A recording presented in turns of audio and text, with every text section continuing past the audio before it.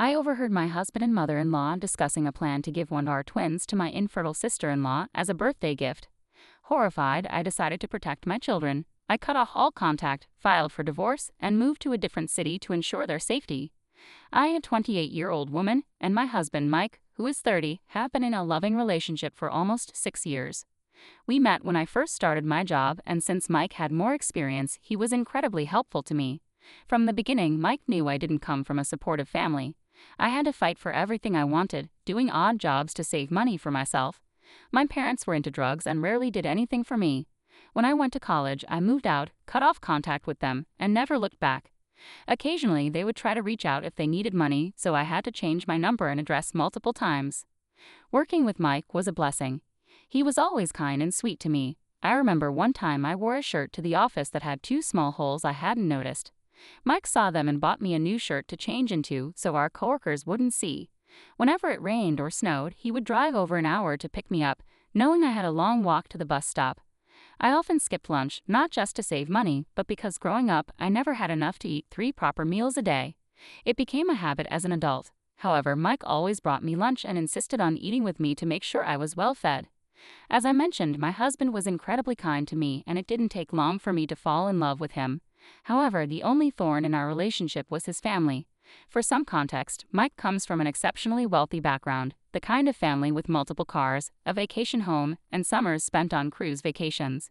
He and his sister went to private schools and never had to worry about finances. In fact, his father often questioned why Mike even had a job, given that their wealth could support him for life. But Mike insisted that he enjoyed his work and wanted to live a life with purpose. When Mike introduced me to his family, he warned me that they might be cold and unwelcoming at first, but that they would eventually warm up to me. With this in mind, I prepared myself for our first meeting. I wore my best dress and heels and made sure to present myself in the most polite and respectful manner possible. Mike's father greeted me politely, but his mother didn't even bother to shake my hand. His sister Kayla looked me up and down and smirked, as if she thought I looked ridiculous. I felt humiliated, but I remembered what Mike had told me and decided to let it slide. Throughout the evening, I tried my best to engage in conversation and show genuine interest in their lives and interests. I complimented Mike's mother's cooking and praised his father's choice of decor and his art collection. However, every time I said something positive about his art, Mike's mother would scoff and make comments like, "As if someone like you would know anything about art." While I grew up poor, that didn't mean I lacked an interest in art, so his mother's comment really hurt me. Mike would occasionally squeeze my hand, silently pleading with me to stay calm. When it was time for dinner, his mother insisted that I sit away from Mike, claiming she and Kayla wanted to be near him. I ended up sitting next to Phil, who was open-minded and polite, so we had a good conversation throughout the evening. Meanwhile, Kayla and his mother were fawning over Mike, completely ignoring me. They spent the entire evening conversing with each other. At one point, Kayla deliberately started talking about one of Mike's ex-girlfriends, whom she still maintained a friendship with. She boasted about how the ex looked better than ever and started showing Mike pictures of her in bikinis from their recent trip. Mike asked his sister to stop, but Kayla laughed at his discomfort and suggested he could always slide into the ex's DMs because she supposedly still had a soft spot for him. I was growing increasingly uncomfortable, and I think Phil noticed as he also asked Kayla to stop. However, his request was met with resistance from Mike's mother, who seemed offended by his interference. Feeling out of place with their family dynamics, I was relieved when Mike excused himself from the table and asked me to join him to show me his childhood room. I gladly followed him out of the dining room and up the stairs to his childhood sanctuary. Once we were in his room, Mike apologized for his sister's behavior, explaining that she had always been like this, even when they were growing up. He said she would constantly push him to date her friends and insisted he marry someone only she was comfortable with. I could tell he was genuinely sorry, so I decided to let it go and told him it was best we leave. He agreed. It wasn't until later, as we were saying our goodbyes, that Mike's father pulled me aside. His expression softened, and he admitted that he had been skeptical of me initially, but my sincerity and efforts to connect had won him over. He apologized for his coldness and assured me that I was welcome in their home anytime. He advised me not to take his wife's and Kayla's words to heart and expressed his happiness that Mike had found someone like me. I felt a wave of relief after hearing his words. From then on, I knew it would take a lot of effort to win over my mother-in-law and sister-in-law if I ever wanted to be accepted by them. However, nothing ever seemed to change. As Mike and I progressed in our relationship, his mother and sister continually tried to dissuade him from being with me. I remember one instance when Mike and I had planned a romantic drive to the beach for my birthday where we intended to have a picnic. I was really looking forward to spending the day with him. However, in the morning, his sister called, claiming she needed to see him urgently because something had happened. Mike informed me, and I urged him to go, trusting that she was in trouble. It turned out she had called him as a prank. There was no emergency. She insisted he stay with her, and when he refused, explaining that it was my birthday and he wanted to spend the day with me, she laughed and revealed that she had called to give him an excuse to skip the day with me. Mike was furious and stopped talking to her for months. Kayla then sent me angry texts, calling me various names and threatening to kill me for coming between her and her brother. I showed these messages to Mike, which only made him angrier. It wasn't until Christmas, after his mother intervened, that Mike agreed to forgive Kayla, though she never apologized to me for the harassment. When Kayla married her boyfriend, Joe Young, she initially refused to invite me to the wedding, suggesting that Mike come alone and meet some of her friends. Mike refused to go without me, so she had no choice but to add me to the guest list. For the occasion, we chose a long pink floor-length dress, and Mike told me I looked incredibly beautiful. At the event, several guests, including Phil, complimented me. However, Kayla later confronted me, accusing me of upstaging her wedding by dressing in a similar style to other guests. She yelled at both Mike and me, claiming I had dressed to attract male attention. Mike tried to calm her down, insisting that was never our intention, but Kayla refused to listen and grew even more hostile towards me after that. Over the years, my mother-in-law and sister-in-law have consistently insulted my appearance, calling me poor, mocking my weight when I gained a few pounds, and ridiculing my family background in front of their friends. No matter how polite I tried to be, their disdain for me never changed. By the 4th year of my relationship with Mike, I had stopped making an effort. Their behavior was taking a toll on my self-confidence, and I had reached my limit. I had a long conversation with Mike, and I decided to stop attending family dinners and events. I also stopped responding to their messages, ignoring them as they had ignored me over the years.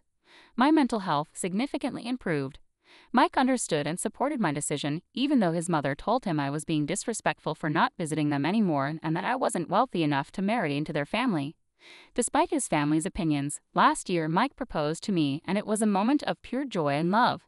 He had planned everything meticulously and was incredibly nervous when he asked me to marry him. I had no doubt in my mind when I said yes.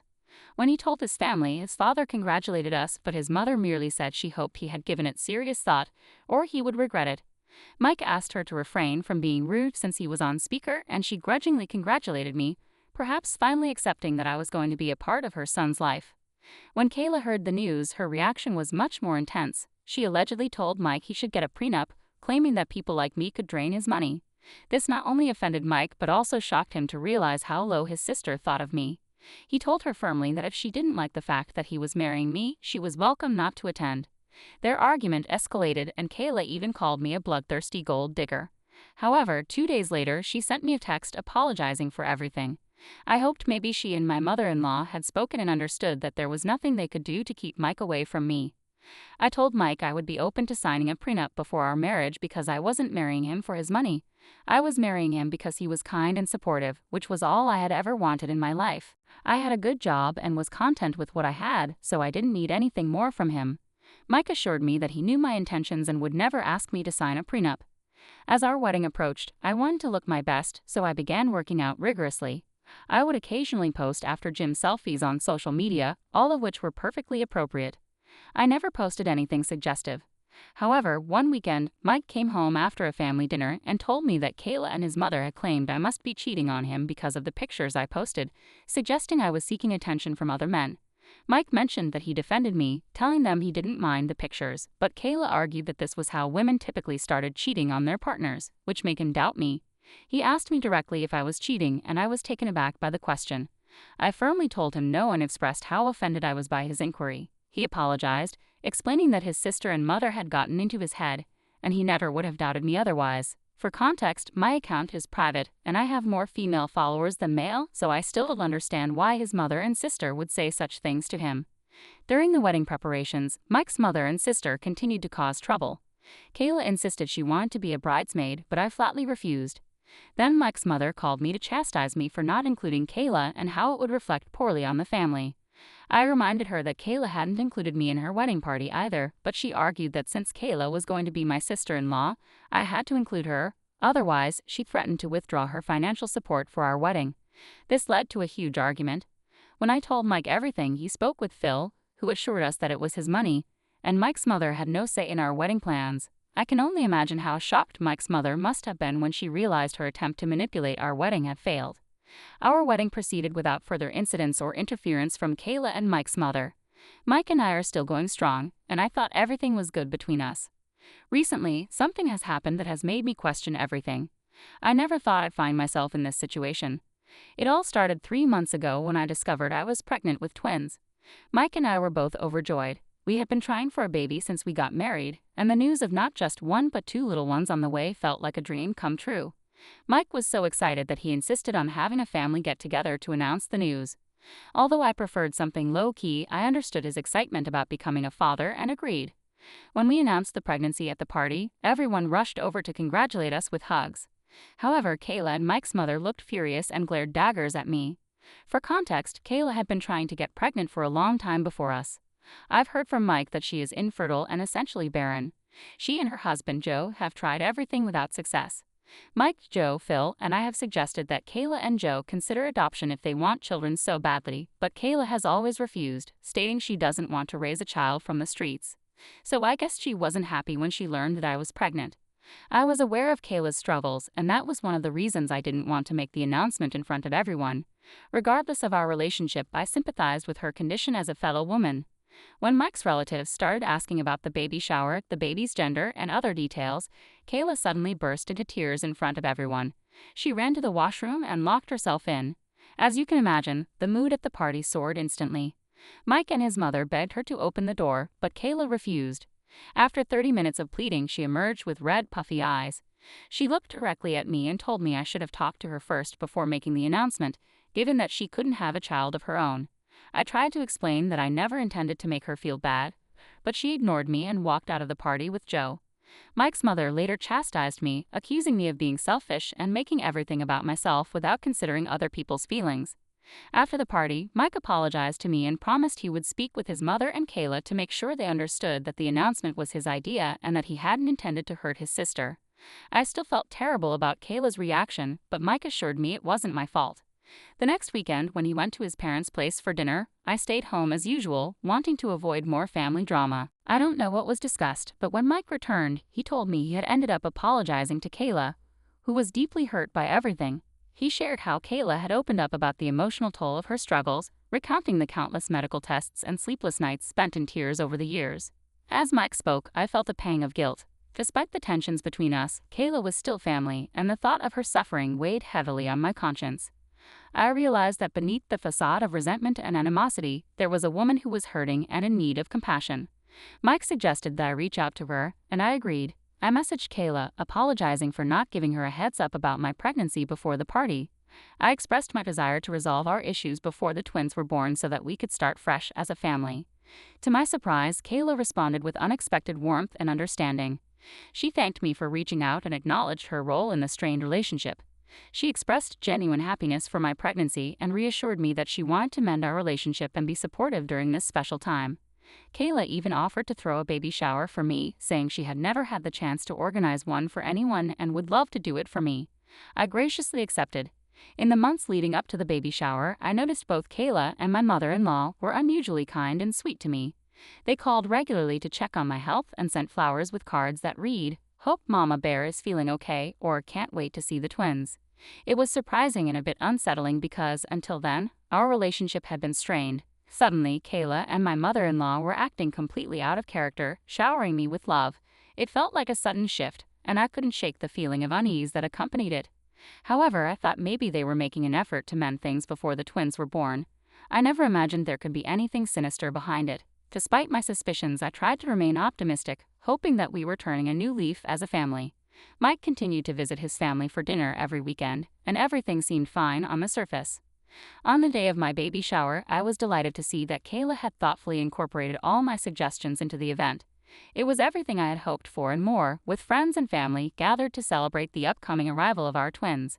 Unlike traditional baby showers, the men of the family were also invited, and Phil brought multiple gifts for the twins. We all enjoyed the afternoon, playing baby shower games and having a great time.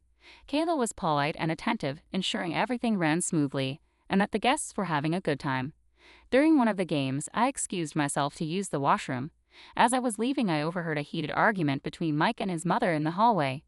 Curious, I paused, straining to catch their conversation without being noticed. At first, I thought it was just casual talk about baby names or nursery decor, but as I listened more closely, my heart sank.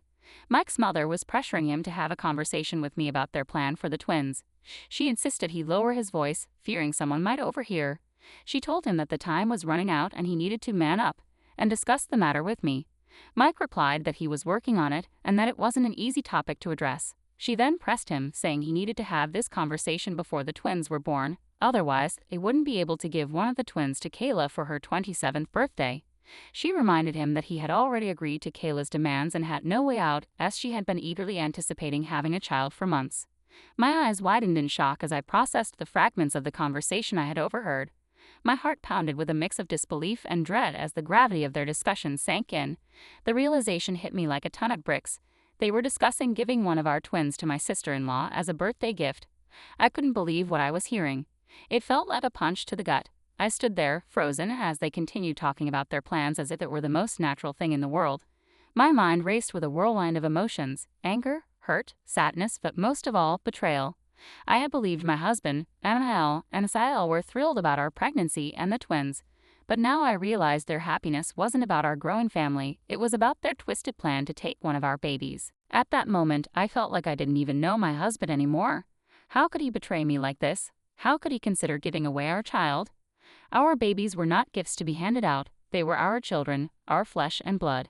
I waited until they finished their conversation, careful not to be caught, then slowly walked out of the washroom. I was shaking with fear and anger, but I managed to keep my composure as best as I could in front of the guests. Since the baby shower, I've been desperately trying to devise a plan to escape this nightmare as quickly as possible. I can't jeopardize my twins' future. This family is unstable, and I no longer trust my husband. I want to scream at him every time I see him, but I'm trying to maintain the facade of normalcy while I work on my escape plan. However, with my pregnancy hormones, I'm worried I might be seen as irrational for leaving my husband without hearing his side first. I don't mind being a single mother, but should I give the father of my children a chance to explain himself before tearing apart our family? Update 1. Thank you all for your advice and support. After reading through your comments, I've made my decision. I want to assure everyone that I will never let anyone take my baby away from me. I reached out to my best friend of many years, and she was as shocked as I was by Mike's plans. She has agreed to help me move my things, and I'll be staying with her while I file for divorce. Tonight is my last night in the house with Mike. Tomorrow, I will leave without leaving a note or explanation because he doesn't deserve one. Update 2. It's been 2 weeks since my last update. I wanted to share what's happened since then. As I mentioned earlier, I decided to file for divorce from Mike after overhearing his conversation with his mother about their plan for our twins. It was a heartbreaking decision, but I knew it was the right choice for me and my babies. With my best friend's help, I gathered all my belongings and left the house while Mike was at work. Walking out the door was incredibly difficult and emotional, as I never thought I'd be leaving my husband. However, I know I must prioritize the safety and well-being of myself and my unborn children. I have officially filed for divorce. Despite Mike's multiple attempts to contact me, I haven't blocked him because I want to remain cordial until the divorce is finalized. He has no idea that I overheard his conversation with his mother. His text messages accuse me of betrayal and suggest his family was right all along. I haven't responded, knowing that any explanation would likely be twisted and used against me. For now, they can believe whatever they want. The truth will emerge during the proceedings. I've blocked my Sael and Mael. And although I feel guilty about not answering Phil's calls, I can't take any chances on his involvement in their plan. The past few days have been incredibly tough, filled with tears, as my best friend has been by my side, never leaving me alone. She's been a rock, assuring me that I am not a bad mother for leaving such a man and trying to help me manage my guilt about becoming a single mother. I plan to return to work as soon as possible. My friend, who works from home, has agreed to babysit my twins, and I've insisted on paying her for her time, knowing that caring for twins will be challenging. Unfortunately, I don't have reliable parents to help, so her assistance is invaluable until I can secure proper child support and hire a nanny. I am determined to create a safe and loving environment for my twins. I'm deeply grateful for the support and encouragement from all of you during this difficult time. Update 3. Hello everyone, it's been 6 months since my last update and so much has changed. I am now the proud mother of my beautiful twins, Jackson and Vinny. The nerves I felt before giving birth melted away the moment I held them in my arms. They are my everything, and I am so grateful to have taken them away from that toxic family. My divorce from Mike was finalized, and despite his pleading, he was not granted custody of the children. He discovered during the proceedings that I had uncovered his plan, and he was shocked. He tried to apologize and explain, saying he was pressured by his family and had no choice, but his excuses only deepened my disappointment in his cowardice. It turns out Phil was aware of everything, though he had tried to dissuade Sil and Mael. His efforts were ignored. I feel no remorse about divorcing Mike. I didn't seek any alimony, but he has agreed to a substantial child support arrangement, ensuring I can provide the bbest for my children. Mael and Sil attempted to contact me and showed up at the divorce proceedings, screaming at me for taking the twins away. They claimed they could have given my children everything and accused me of being a selfish bad mother. They had to be restrained by the guards, and their public outburst helped me secure a restraining order against them. Since the divorce, Mike has repeatedly tried to reach out, begging for a chance to talk and reconcile, but I can never trust him around my children again. With the unwavering support of my best friend and a strong network of friends and family, I have navigated the challenges of single parenthood. I've decided to move out of the city entirely to create a fresh start for myself and my children, far from the toxicity and manipulation of Mike's family. I don't want them trying to contact my twins, and with full custody, I have the freedom to build a new life wherever I choose. Moving forward, my focus will be on myself and my babies, as there won't be any further updates.